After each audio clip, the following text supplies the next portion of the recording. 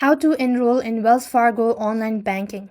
Hey guys, welcome back to our channel. In this guide video, I'm going to show you the procedure to enroll in Wells Fargo online banking.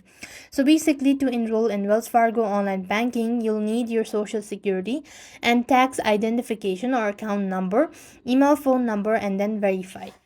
You want to open up any browser that you have. Type in Wells Fargo on the web address bar and click on the link that comes at the top.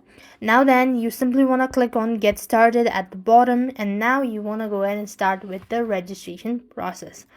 Now you need to actually get started, or to go to the enrollment page, you want to click on open online, and as you click on it, you need to start providing your personal information such as your social security number, tax identifier, and then you want to go ahead and click on to other informations like your email, phone number, and verify your identity, all that stuff.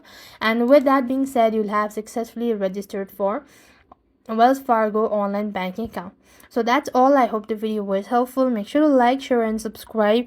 Thank you for watching. See you in the next video.